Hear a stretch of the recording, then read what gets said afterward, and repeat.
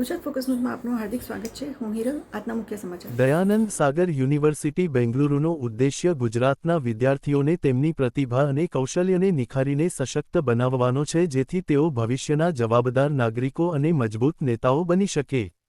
ડીએસયુ અહીંના વિદ્યાર્થીઓને વિશ્વસ્તરીય શિક્ષણ પૂરું પાડીને અને તેમના સપનાઓને સાકાર કરવા. મારું નામ અમિત ભટ્ટ છે. હું દયાનંદ સાગર યુનિવર્સિટીમાં વાઇસ ચાન્સેલર તરીકે કામ કરું છું અને હું ગુજરાત આવ્યો છું ગુજરાતના છોકરાઓને આમંત્રણ આપવા કે તમે અમારી યુનિવર્સિટીમાં આવીને અભ્યાસ કરો. હું પોતે ગુજરાતી છું અને હું Dhirubhai Ambani institute of ICT સાથે લગભગ 20 વર્ષ સુધી સંકળાયેલો હતો. હું એમાંના ફાઉન્ડિંગ ફેકલ્ટી મેમ્બર, જે શરૂઆતના 5 હોય એમાંનો એક હતો. એટલે મને ગુજરાતના શૈક્ષણિક સંસ્થાનો મને ઘણો જ અનુભવ છે.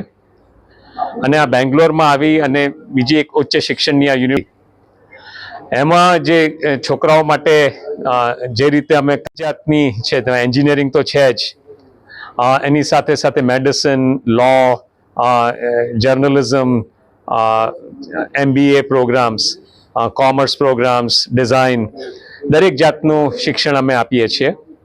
અને એના માટે અમે અમારા પ્રોફેસરોની સાથે સાથે અમે ઇન્ડસ્ટ્રીના એક્સપર્ટ્સને પણ બોલાવીએ છીએ. એટલે છોકરાઓને જોબ લક્ષી, એટલે કે સ્કિલ સેટ એમનો ડેવલપ થાય એ રીતે અમે કામ કરીએ છીએ. છોકરાઓને અમે લગભગ દર વર્ષે 6.5 કરોડની સ્કોલરશિપ આપીએ છીએ. અને આપ જાણતા જ હશો કે બેંગ્લોરની અંદર જે રીતની હાઈટેક કંપની છે અને જે રીતે ઇન્ડસ્ટ્રીના લોકો સાથે એ લોકો ઇન્ટરેક્ટ કરી શકે, એ તમે બીજી જગ્યાએથી નહીં કરી શકો. આ વ્યવસ્થા તમને ખાલી બેંગ્લોર જેવા સિટીમાં કે પછી હૈદરાબાદ કે બેંગ્લોરમાં સૌથી વધારે, કારણ કે ત્યાં સૌથી વધારે કંપનીઝ છે. દર અઠવાડિયે અમારે ત્યાં કોઈ ઇન્ડસ્ટ્રીનો એક એક્સપર્ટ આવીને લેક્ચર આપે છે. એટલે મારી સૌને વિનંતી છે કે તમે જરૂરથી દયાનંદ સાગર યુનિવર્સિટીને એકવાર કન્સિડર કરશો.